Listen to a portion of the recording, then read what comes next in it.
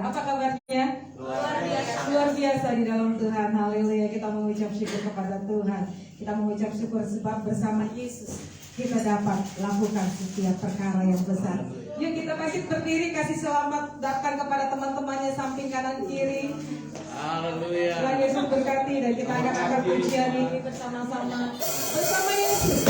My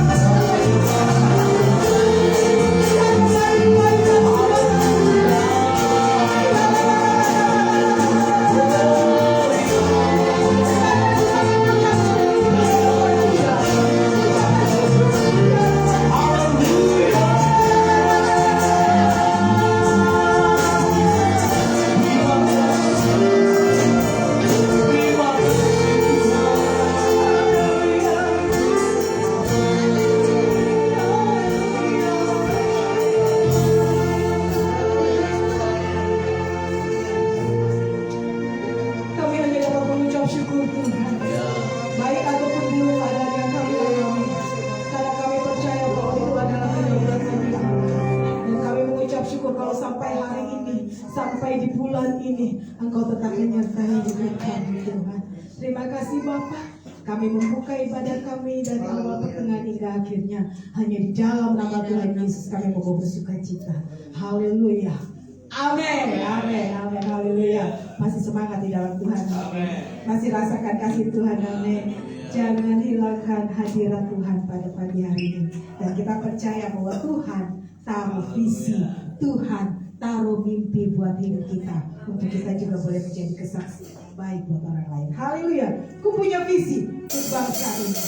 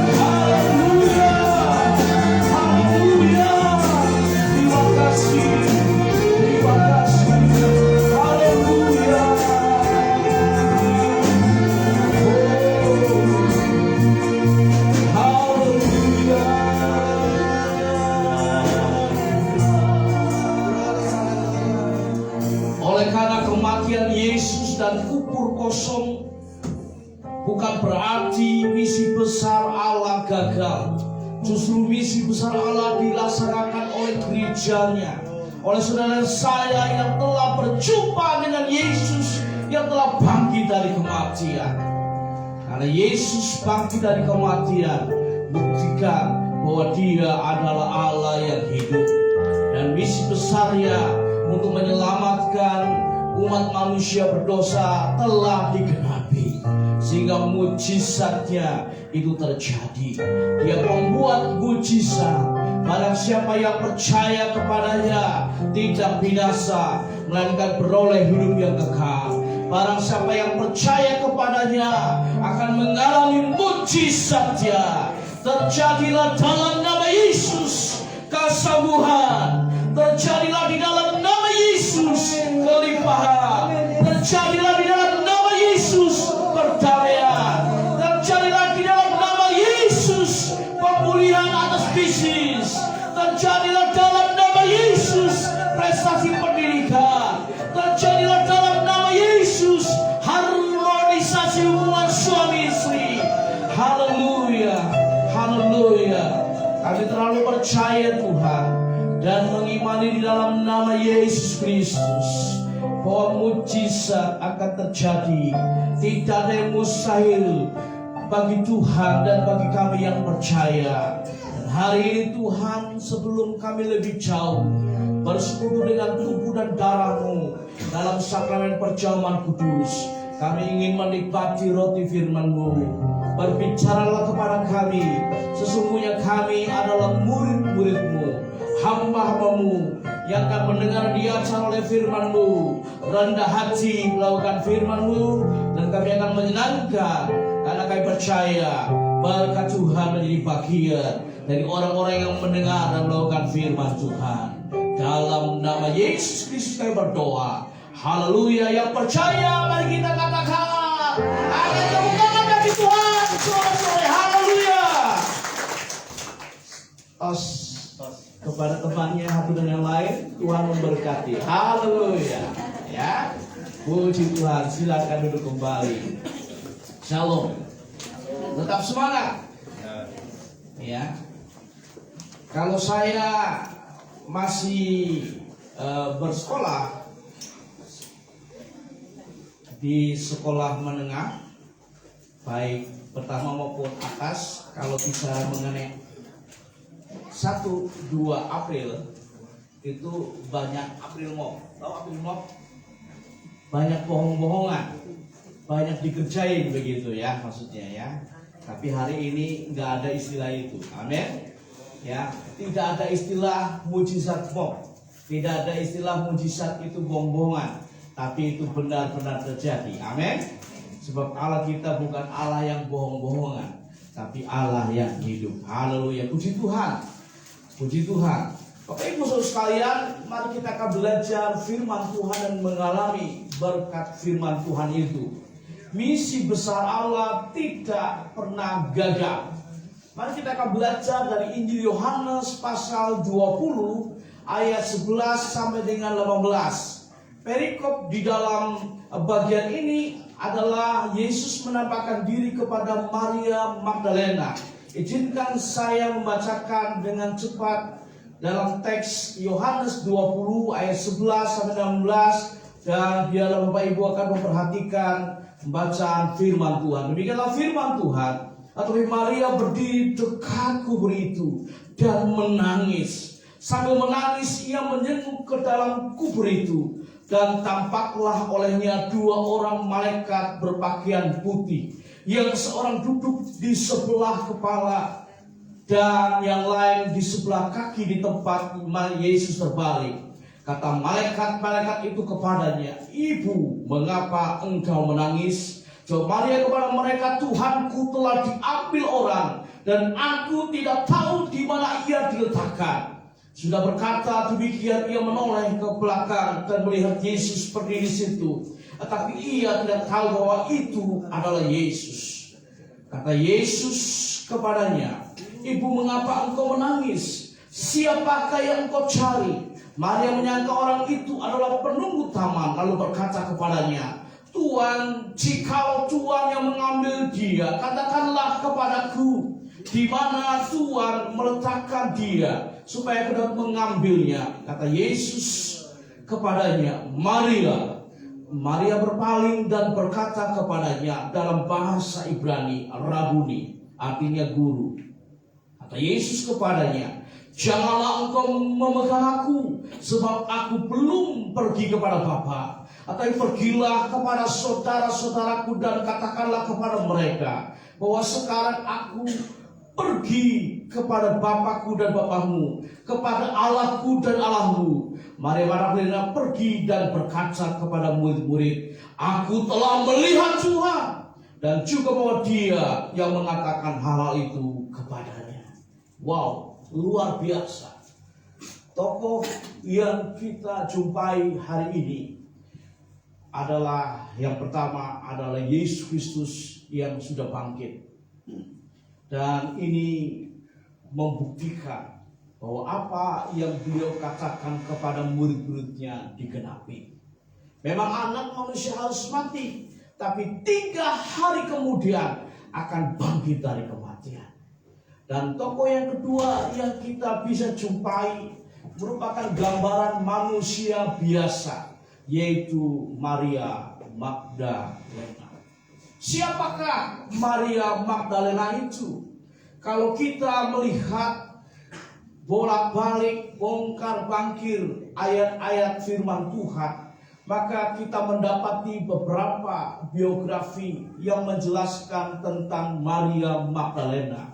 Salah satunya adalah bahwa Maria Magdalena ialah seorang perempuan yang ditolong Yesus ketika Yesus mengusir 7 roh jahat darinya. Dalam Injil Lukas 8 ayat 2. Apa yang saya tayangkan di LCD ini merupakan sebuah lukisan dari seorang seniman di tahun 1548 yang bernama Paulo Veronese, yang menggambarkan pada saat pertama kali Maria Magdalena dilepaskan dari 7 roh jahat yang menguasai kehidupannya selama ini. Kalau kita bisa menyambungnya dengan sebuah peristiwa keseharian pada waktu Yesus sedang memenuhi undangan makan di salah seorang Yahudi, keluarga kaya.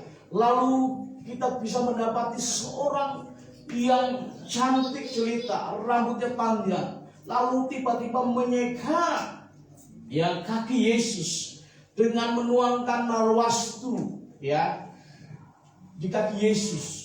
Narwastu itu adalah minyak wangi yang sangat harum dan minyak wangi yang punya brand ternama pada waktu itu. Harganya mahal sekali. Dan orang itu adalah Maria Magdalena. Saudara yang dikasih oleh Tuhan, namanya berasal dari Magdala, kota di sebelah barat dari Laut Galilea. Setelah Yesus mengusir 7 roh jahat darinya, dia menjadi salah satu pengikut Yesus. Kita bisa melihat bahwa Maria Magdalena menyaksikan sebagian besar peristiwa terkait dengan penyaliban Yesus. Dia hadir saat Yesus diadili. Dia mendengar langsung bagaimana Pontius Pilatus mengumumkan hukuman mati. Sudah pasti dia mendengar teriakan kebanyakan orang yang mengatakan hari itu, salibkan Yesus, bebaskan Barabas. Salibkan Yesus, bebaskan Barabas. Wow. Ada banyak wanita cantik yang hadir dalam rumah Tuhan hari ini.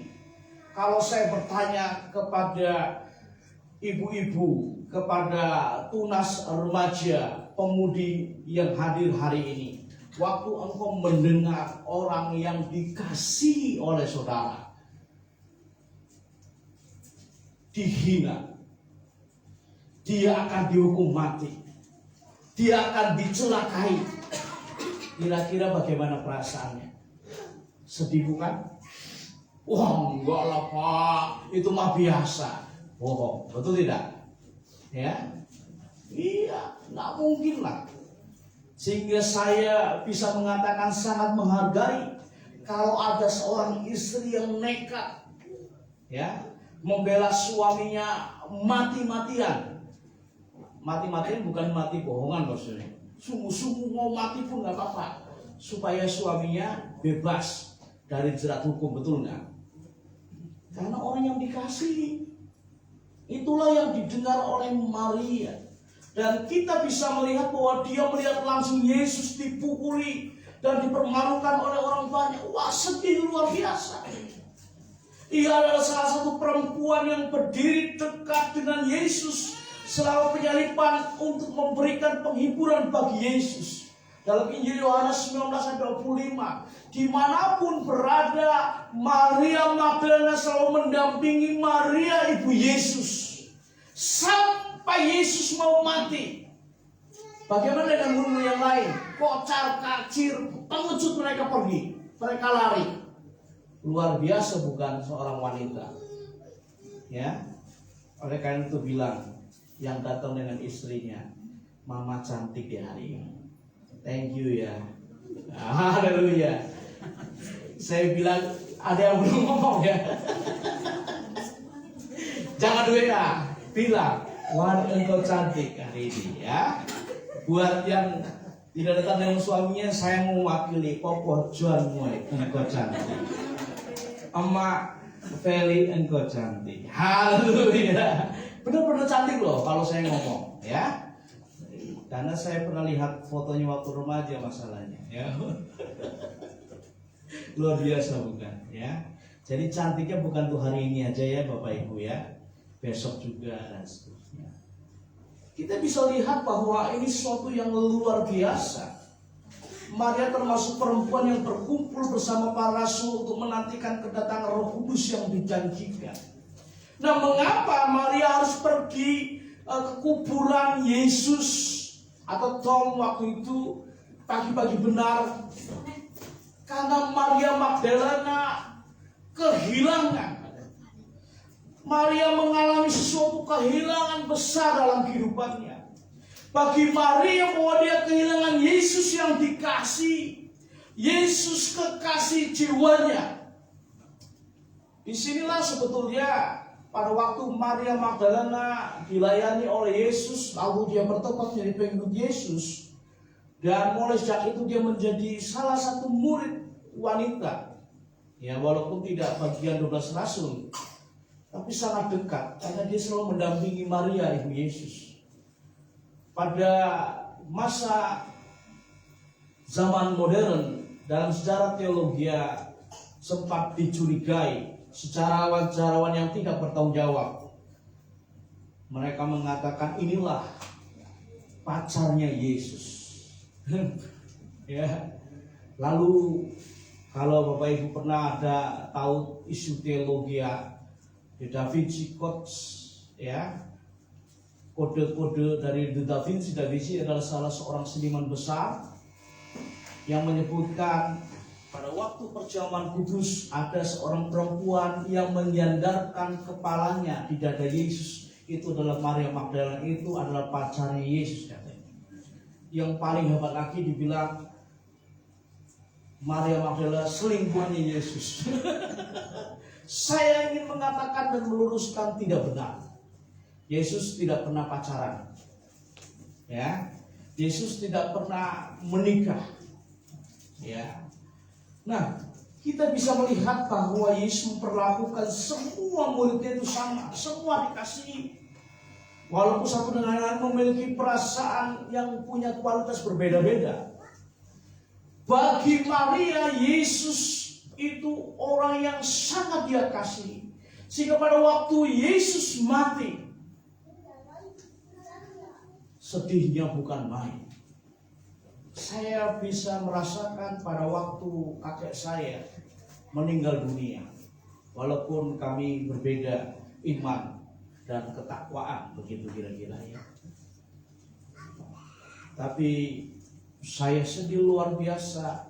Dan saya dari siang hingga mau dibawa ke pemakaman, saya duduk termenung di pojok tepat di mana mayat kakek saya. Ya, cucu yang lain nggak tahu kemana. Tapi saya ingat betul, saya duduk dan menangis. Ya. Kita bisa melihat bahwa ini adalah suatu hal yang luar biasa. Yang kedua, Maria Magdalena kehilangan Yesus yang diharapkan. Yesus yang menjadi sumber pengharapan satu-satunya. Kalau bicara mengenai kehilangan, kita bisa melihat tadi bagaimana dia membuka pintu dari kubur Yesus yang sudah terbuka dan tidak ada lagi mayat Yesus. Dan memang pada waktu pagi-pagi sudah ada kabar burung. Ya, berita yang diselewengkan oleh tentara Romawi bekerja sama dengan orang-orang Yahudi, ahli Taurat. Tua-tua Yahudi bilang kalau mayat Yesus dicuri. Nah, padahal Yesus sudah bangkit. Nggak ada mungkin orang berapapun kuat membuka pintu kuburan yang sebesar itu. Ya, malaikatlah yang membuka sehingga Yesus bangkit dari kematian. Dan kita bisa melihat tadi Maria sampai bertanya, siapakah yang mencuri Tuhanku? Dia tidak ada lagi. Di manakah dia sekarang? Kehilangannya luar biasa, saudara. Oh, lebih dari seorang wanita yang datang. Oh Tuhan, tolonglah. Di manakah suamiku sekarang? Ada yang mencuri suamiku. Ada seorang pria yang menangis, termenung dan duduk dan berteriak kepada Tuhan. Tuhan, di manakah istriku? Istriku dicuri oleh pria yang lain. Wah, apakah itu fakta? Itu fakta. Itu kenyataan. Ya, itu kenyataan.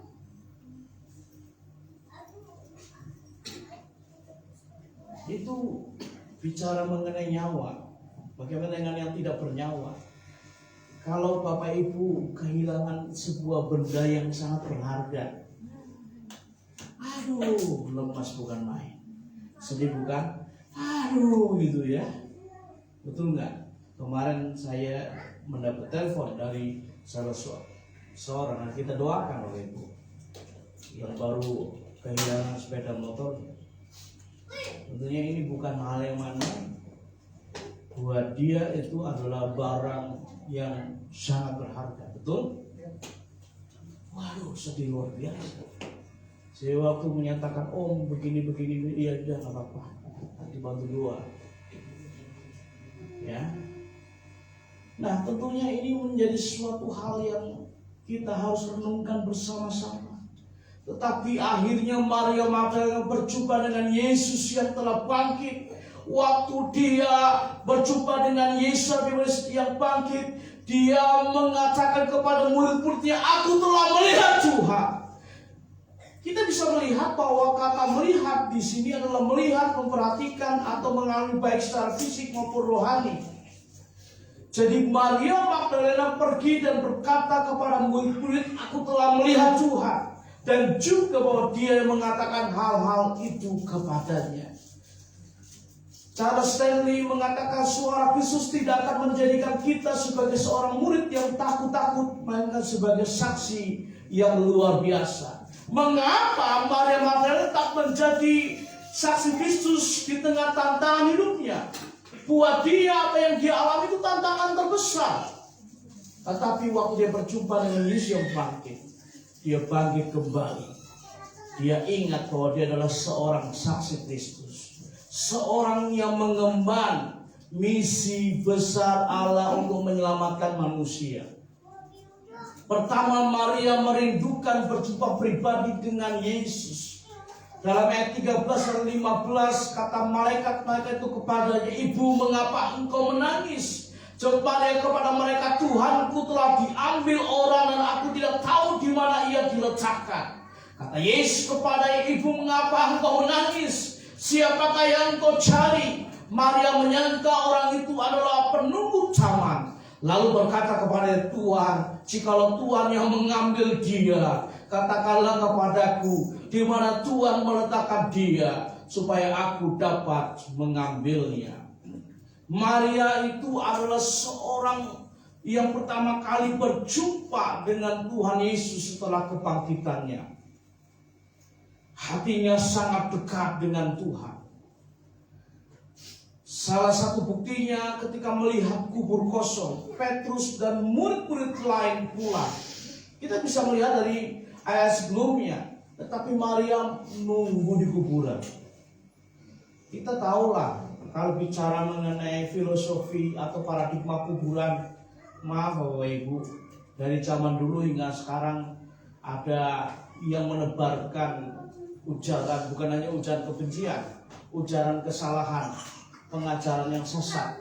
Kalau dikubur itu angker, kalau dikubur itu nggak boleh ditinggalin, kalau kubur itu nggak boleh dilewatin. Nanti kalau lewat kuburan kesambet atau kesambet, kena cilaka. Saya mengatakan nggak benar. Buktinya ada Bapak Afin dan Ibu Yuni. Amin. Nggak benar itu, nggak benar. Buktinya saya dulu sering lewat kuburan. Pernah berapa kali makan siang di kuburan. Setiap malam saya dulu pernah diajak oleh ayah mertua saya almarhum untuk menangkap itu paniki kelelawar. Ya, dan itu adalah di kuburan. Tidur di kuburan. Nggak masalah itu, ya. Nah, kita bisa melihat bahwa ini sesuatu yang luar biasa.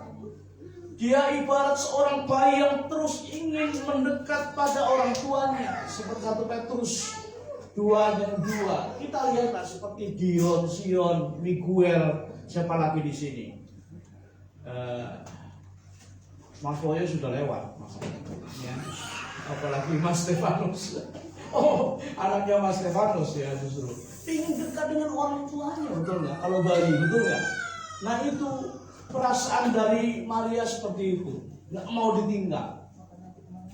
Kita bisa melihat di sini bahwa Maria orang yang merindukan berjumpa pribadi dengan Yesus. Bayangkan saja, waktu Yesus mati, ya, lalu dikuburkan, Maria yang masih mau mengunjungi. Pagi-pagi benar dia menabur bunga. Bayangin aja. Murid yang lain boro-boro, mereka pergi ketakutan. Bahkan mereka doa, mereka belajar firman Tuhan di rumah-rumah yang tertutup. Betul nggak? Maria Magdalena enggak. Ini karena kerinduannya membara. Yang kedua, Maria mengenal dengan benar siapa Yesus. Di dalam ayat 16 kata Yesus kepadanya, Maria. Maria berpaling dan berkata kepadanya dalam bahasa Ibrani, Rabuni, artinya guru. Maria Magdalena mengenal siapa Tuhan Yesus yang sesungguhnya. Ketika melihat Tuhan Yesus, dia menyebutnya sebagai Rabuni, gelar tertinggi bagi seorang guru dalam tradisi Yahudi. Jadi kalau orang dibilang guru, ya itu wah berarti sudah suhu, ya itu berarti sudah segala-galanya, punya pengetahuan di atas rata-rata. Itu penghormatan terbesar, ya. Nah ini berbeda dengan apa yang Maria Magdalena tampakkan sebelumnya, yang masih berpikir bahwa seseorang mencuri mayat Tuhan Yesus. Ya, kita bisa melihat di ayat 13-15, Maria masih dalam otaknya ada orang yang mencuri mayat Yesus. Tetapi waktu dia berjumpa, oh luar biasa, dari Maria, ya, yang sebelumnya waktu Yesus menyapanya dengan kata ibu, lalu Maria dikagetkan dengan Yesus yang memanggilnya Maria. Di dalam ayat 16 menyadarkan hubungan yang sangat dekat Maria dengan Yesus. Maria tahu jelas, tahu persis siapa yang memanggilnya. Bisa dikatakan bahwa nama Maria itu nama yang hanya dikenal oleh orang-orang khusus. Kalau saya bisa katakan di dalam rumah Tuhan ini, belum separuhnya yang tahu nama kecil saya. Betul nggak? Kalau sampai panggil nama kecil saya, berarti orang itu sudah dekat dengan saya. Betul nggak? Betul. Ya. Sebelum saya menikah dengan Ibu Ayang, pasti Bapak Ibu belum pernah tahu kan nama dari Ibu Eliana. Betul nggak? Tahunya Ibu Eliana. Begitu saya sebutkan Ibu Ayang, bingung, mana ini Ibu Ayang gitu ya. Padahal itu adalah Ibu Eliana. Nah, ini nama yang dekat di hati. Ya. Silakan yang belum punya nama khusus, sebutkan kepada suami atau istrinya. Tapi jangan pakai nama-nama barang ya. Karena di daerah sana, di pulau sana, memanggil suaminya Cikrak. Tahu Cikrak? Tempat untuk sampah. Lalu memanggil istrinya Keranjang. Jangan ya. Ada lagi yang memanggil orang tuanya Batu. Betul, Batu gitu ya. Saya bingung siapa itu, nama bapak saya Batu. Jangan. Pakai nama yang bagus-bagus Bapak Ibu. Ya. Nah, kita bisa melihat yang ketiga, bahwa Maria melaksanakan tugas yang Yesus berikan kepadanya. Di dalam ayat 17-18 kata Yesus kepadanya, janganlah engkau memegang aku, sebab aku belum pergi kepada Bapa. Tetapi pergilah kepada saudara-saudaraku dan katakanlah kepada mereka, bahwa sekarang aku akan pergi kepada Bapakku dan Bapakmu, kepada Allahku dan Allahmu. Maria Magdalena pergi dan berkata kepada murid-murid, aku telah melihat Tuhan, dan juga bahwa Dia yang mengatakan hal-hal itu kepadanya. Maria Magdalena yang dulunya hidup dalam kuasa kegelapan, nggak benar, jadi wanita nggak benar. Namun waktu berjumpa dengan Yesus, dia hidup dalam kemerdekaan. Yesus yang menolongnya mengusir 7 roh jahat darinya. Maria Magdalena telah mengalami perubahan hidup, dan hal inilah yang mendorongnya untuk melaksanakan dengan segera tugas yang Yesus berikan kepadanya. Wah, seseorang yang mengalami perubahan hidup dengan penuh sukacita. Waktu orang yang dikasih memberikan job tugas, dia pasti tidak menundanya, melaksanakan segera. Siap, Beb. Siap, Beb. Pergi ya, gitu ya. Nggak nanti ya. Kalau ada orang yang dikasihi memberikan perintah, pasti siap laksanakan. Orang yang dihormati kan begitu, betul nggak?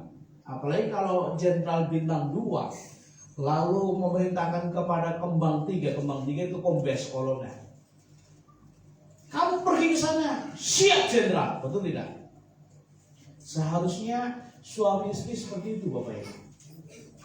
Seharusnya anak-anak waktu mendengarkan apa kata orang tuanya seperti itu, siap papi, nah siap mami, nah gitu. Nanti aja lah mah, orang warungnya masih di situ kok, nggak pindah-pindah. Jadi ada seorang mamah yang menyuruh anaknya minta dibelikan kopi di warung, tinggal buka pintu rumahnya di sampingnya. Udah lama, besok-besok aja, warungnya di situ kok, katanya. Ini lagi tanggung, main ML, apalagi. Siapakah orangnya itu? Nah, biarlah kita akan belajar seperti Maria Magdalena.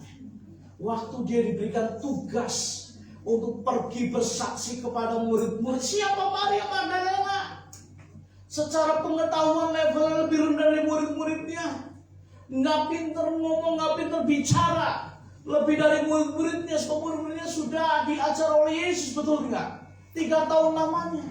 Tapi dia pergi dan dia cerita langsung Petrus, cerita langsung Matius, cerita langsung Zebedius. Ini Tuhan kita panggil, aku telah melihatnya. Wah, luar biasa sekali. Saudara yang dikasih Tuhan, kalau kita pernah punya pengalaman kehilangan seseorang, kehilangan sesuatu dalam kehidupan kita, orang-orang yang kita kasihi, mari jangan pernah menyesal dan terus hidup di dalam situasi yang demikian. Amin. Waktu kita kehilangan job, kehilangan sepertinya bonus, ada orang sedih loh kehilangan hadiah, betul nggak? Wah, gara-gara ini gitu ya, jangan, ya, begitu ya, jangan, ya. Kehilangan harapan. Saya ingin mengatakan bahwa harapan kita akan datang kembali di dalam Tuhan yang sudah bangkit. Amin. Yesus memberikan harapan kepada kita. Oleh karena itu mari kita bangkit dan kita sudahi, kita move on. Dan kita melanjutkan hidup kita bersama dengan Tuhan. Kita ingat bahwa kita adalah saksi Kristus. Kita harus pergi mengemban misi besar Allah untuk menyelamatkan semua manusia. Dan Tuhan akan pakai saudara dan saya. Sekali lagi penutupnya adalah oleh karena kematian Yesus dan kubur kosongnya, bukan berarti misi besar Allah gagal. Justru misi besar Allah dilaksanakan oleh gerejanya, oleh saudara dan saya saat sekarang ini yang telah berjumpa dengan Yesus yang telah bangkit dari kematian. Sehingga waktu kita pergi menyampaikan berita, Tuhan telah menyembuhkan aku, Tuhan telah memberikan harapan bagi hidupku, Tuhan telah memberkati aku, Tuhan telah menyembuhkan anakku, Tuhan telah mencukupi kebutuhanku, Tuhan telah memberkati bisnisku, Tuhan sudah tolong anak menantuku. Orang yang mendengarnya benar ya, Tuhannya orang Kristen itu Tuhan yang hidup. Amin. Betul, melalui Bapak itu saya lihat kehidupan Bapak itu. Oleh karena itu mari kita tetap kembali kepada Tuhan. Kalau masih ada situasi peristiwa yang terjadi seperti Maria Magdalena, kita jangan dikalahkan dengan tantangan itu. Justru kita harus menyambut kemenangan di dalam Tuhan. Tuhan memberkati kita. Mari kita datang kepada Tuhan. Haleluya. Syukur bagimu Tuhan. Syukur bagimu Tuhan. Terima kasih Tuhan Yesus. Terima kasih. Sebelum kita akan bersama-sama masuk dalam perjamuan kudus, kembali kita merenungkan firman-Nya.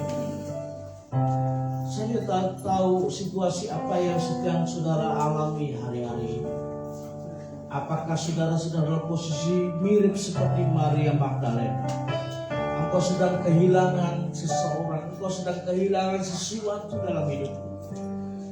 Orang-orang yang dikasihi, sesuatu yang engkau hargai, engkau mengatakan bahwa barang ini berharga. Dan seperti Maria yang kehilangan harapan di dalam Tuhan, tetapi harapan itu datang kembali karena Yesus bangkit dan berjumpa dengannya. Saudara, kita punya harapan yang baru di dalam Yesus yang bangkit. Biarlah kita tidak akan dikalahkan dengan tantangan-tantangan yang ada. Haleluya, haleluya, haleluya, haleluya, haleluya, haleluya, haleluya. Biar kita sadar bahwa kita adalah saksi Kristus. Waktu kita kehilangan sesuatu, pasti Tuhan akan pedulikan kehidupan kita. Tuhan peduli dengan Maria sehingga dia bangkit dan menjumpai pertama kali Maria Magdalena. Luar biasa. Haleluya. Mari kita datang kepada Tuhan. Sekali lagi Bapak Ibu Saudara sekalian, datanglah kepada Tuhan dan mengatakan, Tuhan, aku tidak mau dikalahkan dengan situasi tantangan dalam kehidupanku. Aku akan bangkit. Aku ini saksi Kristus. Aku ini hamba Tuhan. Aku ini orang percaya yang layak diberkati, yang hidupnya berhasil di dalam Tuhan. Kalau Maria Magdalena berhenti, dan dia terus selalu dalam kedukaan, merasa kehilangan, dia tidak melakukan apa-apa, maka dia tidak bisa dipakai oleh Tuhan, maka dia tidak bisa diberkati oleh Tuhan. Sama seperti hidup kita juga seperti itu. Waktu kita berhenti laut dengan situasi tantangan yang kita alami, maka kita tidak bisa mengalami kemenangannya Tuhan. Tuhan gak bisa pakai hidup kita untuk menjadi berkat bagi banyak orang. Haleluya. Mari sekali lagi, jangan pernah pandang besarnya tantangan dalam hidup kita, tapi pandanglah besar kuasanya Tuhan dalam kehidupan kita. Saya ingin kita akan berdoa pribadi untuk merenungkan firman Tuhan hari ini.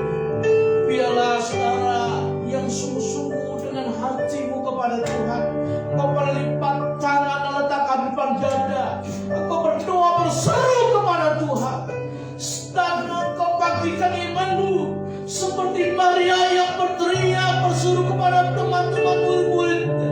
Tuhan, aku telah melihat Tuhan, aku telah berjumpa dengan Tuhan. Langsung saudara bisa mengatakan, Tuhan, aku percaya aku sudah mengalami Engkau. Aku pasti akan berkemenangan, aku pasti akan diberkati, aku pasti akan berhasil, dan aku akan berani pergi menjadi saksimu. Haleluya, haleluya.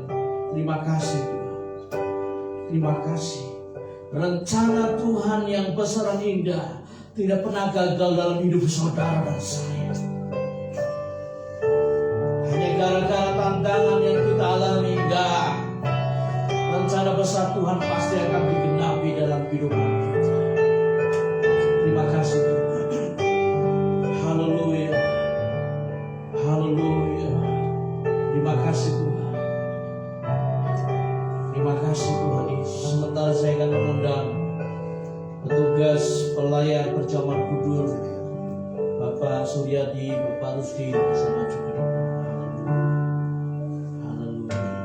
Terima kasih Tuhan. Terima kasih.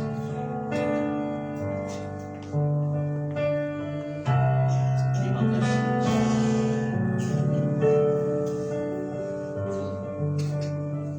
Haleluya. Dalam doa pribadi Bapak Ibu Saudara sekalian,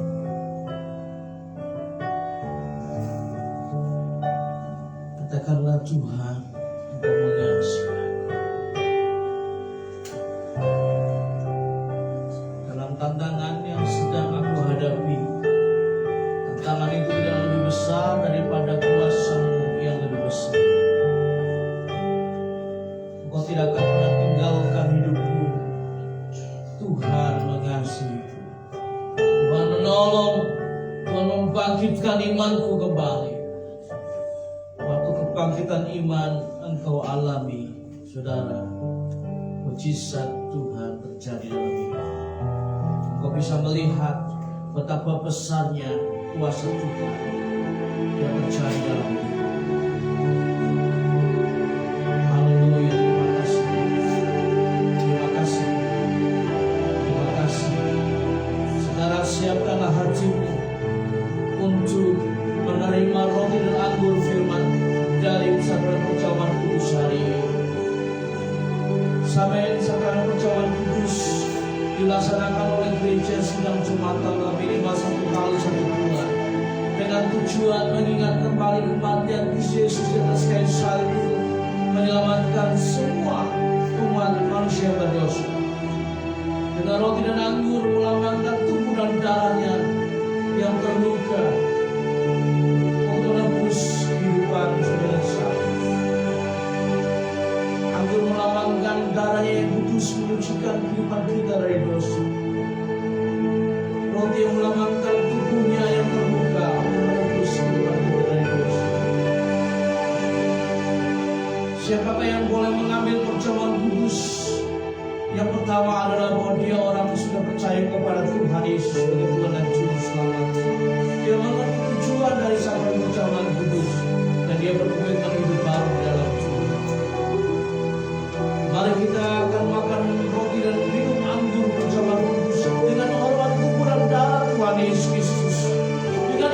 sepenuhnya kepada Yesus Tuhan dan Juru Selamat, maka roti dan anggur ini akan menjadi berkat dalam kehidupan kita. Dan ini menjadi sarana untuk kita ingat terus Tuhan akan datang segera menjemput kita gerejanya. Dan kita percaya bahwa mujizat Tuhan terjadi dalam hidup kita. Datanglah kepada Tuhan secara pribadi, seperti seorang pemungut cukai yang datang kepada Tuhan di bait Allah. Aku ini berdosa, tidak layak, tapi Tuhan mengatakan orang itu dilayakkan oleh Tuhan dalam anugerah Tuhan. Berdoalah secara pribadi dalam pergumulan, dalam tantangan yang kau sedang hadapi. Undanglah Tuhan dalam hidup, undanglah Tuhan dalam keluarga. Nikmati sekali lagi karya Tuhan yang ajaib dalam hidup. Terima kasih Tuhan. Terima kasih Tuhan. Haleluya. Bapak harus dia akan berdoa. Haleluya Yesus. Kami mengucap syukur ya Tuhan. Pagi hari ini buat kasih pengorbanan-Mu Tuhan. Bahkan kematian Engkau di atas kayu salib untuk menebus dosa-dosa kami. Engkau bangkit Tuhan untuk menyelamatkan kami dan kuat kuasa-Mu oleh kuasa Roh Kudus-Mu. Tuhan, pada saat ini kami mengucap syukur dan berdoa untuk perjamuan kudus ini. Kiranya Engkau memberkati perjamuan kudus ini. Dengan roti dengan anggur dengan kepelambangan, Engkau berkorban untuk kami. Engkau memati atas kayu salib untuk kami. Terima kasih. Bila kekuatan iman kami yang berasal daripada Engkau. Engkau berkati sebentar kami akan meminumnya dan makan oleh kuasa Roh Kudus. Dalam nama Tuhan Yesus kami ucap syukur. Haleluya. Amin. Marilah kita akan melaksanakan sakramen perjamuan kudus pada hari ini, Minggu 2 April 2023 di dalam nama Tuhan Yesus.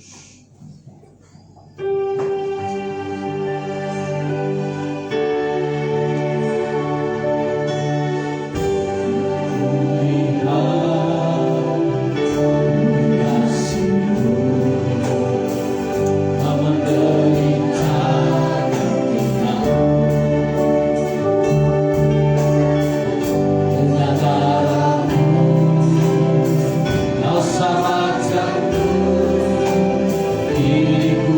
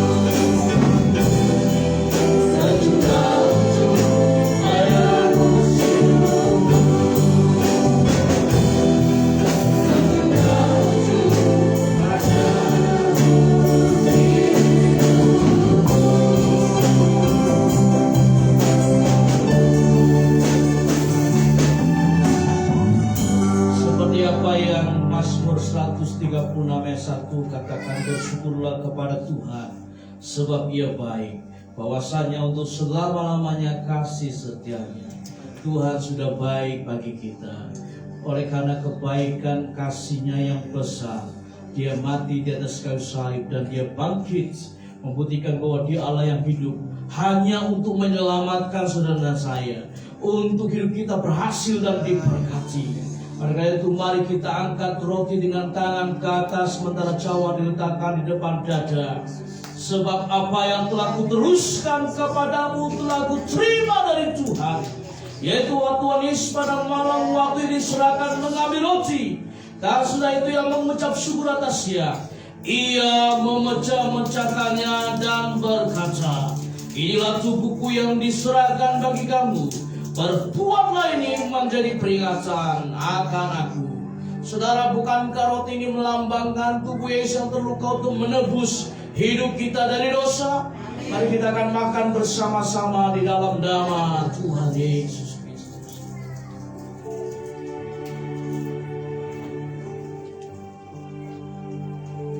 Terima kasih Tuhan. Angkatlah cawan anggur dengan tangan ke atas, sementara tanganmu taruh di depan dada yang satunya. Haleluya. Demikian juga Ia mengambil cawan sudah makan lalu berkata, cawan ini adalah perjanjian baru yang dimeteraikan oleh darahku. Perbuatlah ini setiap kali kamu minumnya menjadi peringatan akan aku. Saudara, bukankah anggur ini melambangkan darah Yesus yang suci, menyucikan kehidupan kita dari dosa? Mari kita minum di dalam nama Tuhan Yesus Kristus.